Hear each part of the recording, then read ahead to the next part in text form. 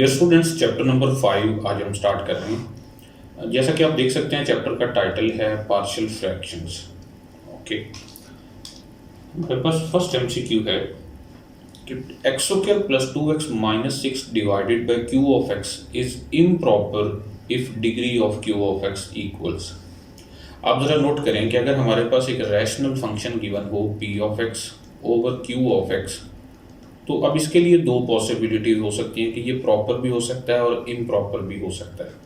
Okay, पहले देखते हैं कि ये प्रॉपर कब होता है और फिर दूसरा केस होता है इम्प्रॉपर का।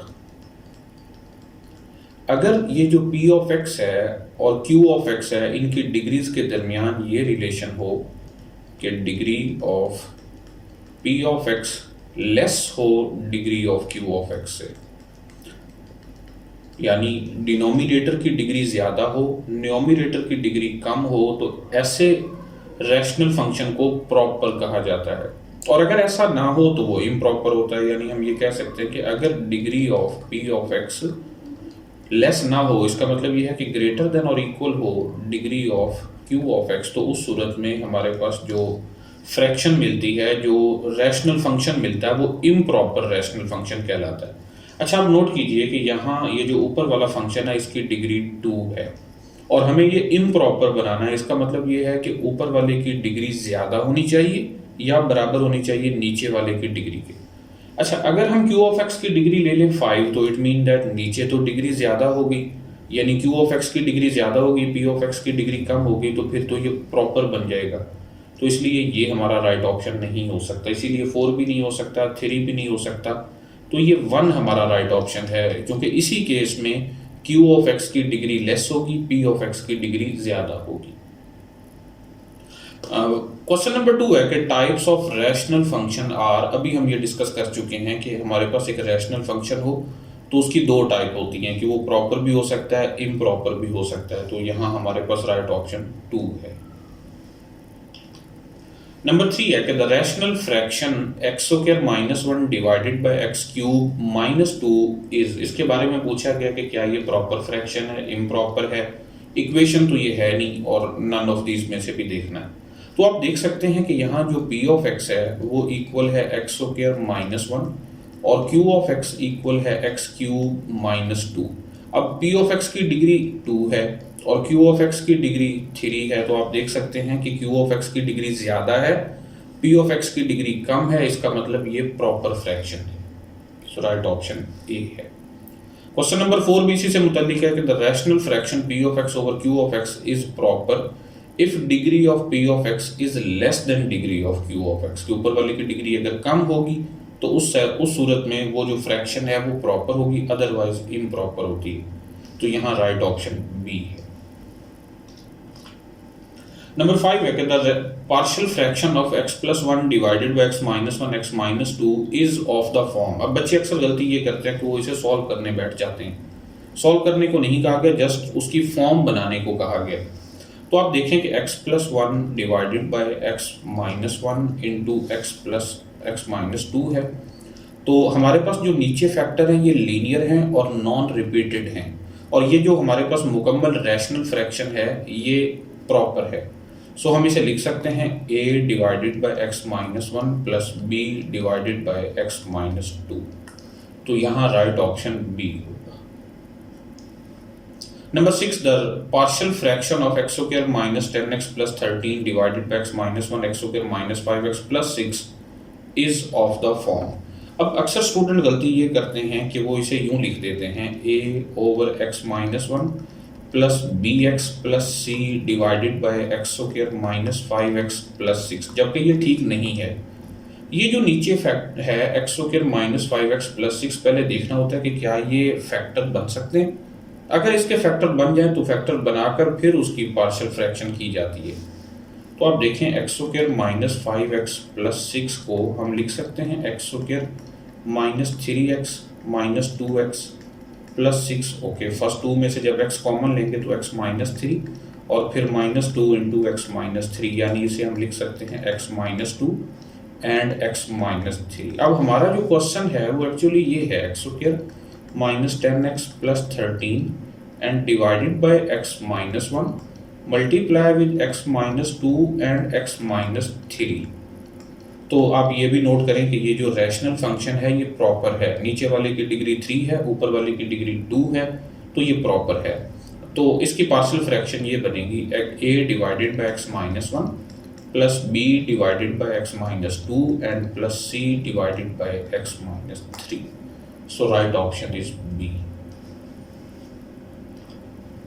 नेक्स्ट नंबर 7 है कि partial fraction of 1 over x cube plus 1 is of the form. तो ये जो नीचे एक्स क्यूब प्लस 1 है, पहले इसको सिंप्लीफाई करेंगे। इसे हम लिख सकते हैं एक्स क्यूब प्लस 1 क्यूब, और A cube plus B cube का फार्मूला यूज करेंगे, A plus B into A square minus A B and plus B square. So 1 over x cube plus 1 equal है 1 divided by x plus 1 and multiply with x square minus x plus 1। तो अब इसकी जो partial fraction है, आप देखें कि x square minus x plus 1 को फर्दर सिंप्लीफाई करके दो लीनियर्स के प्रोडक्ट में नहीं लिखा जा सकता। सो इसलिए ये होगा a divided by x plus 1 and plus B x plus c divided by x square minus x plus 1। So हमारा यहाँ पर राइट ऑप्शन होगा बी। नेक्स्ट नंबर 8 है p of x over x square plus 1 is proper fraction if degree of the polynomial p of x। अब यहाँ जो q of x है वो इक्वल है x स्क्वायर प्लस 1, और इसकी जो डिग्री है, degree of q of x that is equal to 2। इसका मतलब ये है कि प्रॉपर फ्रैक्शन होने के लिए तो हम ये जानते हैं कि degree of p of x must be less then degree of q of x, and degree of q of x 2 के इक्वल है। इसका मतलब ये है कि degree of p of x must be less than 2। So right option D है। Number 9 partial fraction x square plus 1 over x square minus 1 is of the form, कि इसकी पार्शियल फ्रैक्शन किस तरह की होगी। तो आप इसमें नोट कीजिए कि इस एमसीक्यूज के पीछे लॉजिक ये है कि इसकी पहले प्रॉपर फ्रैक्शन बनाई जाए। ये इम्प्रॉपर है, x square plus 1 over x square minus 1 इन दोनों की डिग्री सेम होने की वजह से ये इम्प्रॉपर है। तो प्रॉपर बनाने के लिए पहले हम इसकी डिवीजन कर लेते हैं, एक्स स्क्वायर प्लस 1 यहाँ रखते हैं और x square minus 1 outside.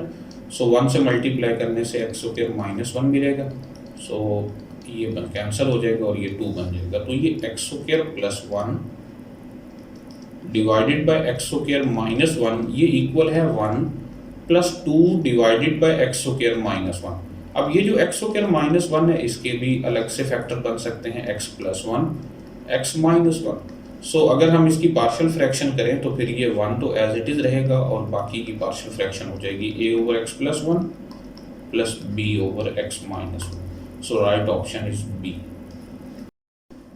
Okay, next question number 10 है a relation in which the equality is true for only finite values of unknown is called. अब एक ऐसा रिलेशन जो कुछ वैल्यूज के लिए सेटिस्फाई हो रहा हो उसको इक्वेशन बोलते हैं। दो किस्म की हैं, एक आइडेंटिटी होती है और एक इक्वेशन होती है। मैं यहाँ दोनों लिखूंगा, एक है x minus 1 whole square that is equal to x square minus 2x plus 1। अब ये एक फार्मूला है, बेसिकली ये एक आइडेंटिटी है। क्यों? क्योंकि ये हर x की वैल्यू के लिए वैलिड है। आप जो मर्जी इसमें एक्सपोर्ट करेंगे तो ये सेटिस्फाई होगी। अगर हम ये लिखें sine square theta plus cos square theta which is equal to 1, तो ये हर एंगल के लिए वैलिड है। इसका मतलब ये आइडेंटिटी है। और अगर आप नोट करें तो आपकी बुक का चैप्टर नंबर 10 जो है वो ट्रिग्नोमेट्रिक आइडेंटिटीज है, यानी उसमें जितने भी फार्मूले यूज हो रहे हैं वो सारी आइडेंटिटीज हैं। अच्छा, अब इक्वेशन क्या होती है? फॉर एग्जांपल मैं ये लिखता हूँ x plus 3 is equal to 2, तो आप देख सकते हैं कि ये सिर्फ x की एक वैल्यू के लिए वैलिड है और वो वैल्यू है -1। अगर हम x को -1 पुट करें तो -1 plus 3 that is equal to 2, तो ये वैलिड है। और अगर x की वैल्यू -1 नहीं होगी तो फिर ये जो है ये वैलिड नहीं होगी, ये सेटिस्फाइड नहीं होगी। तो इसका मतलब एक ऐसा एक्सप्रेशन, एक ऐसा रिलेशन जो फाइनाइटली मैनी वैल्यूज के लिए वैलिड हो उसको हम इक्वेशन बोलते हैं। तो ये एक इक्वेशन है।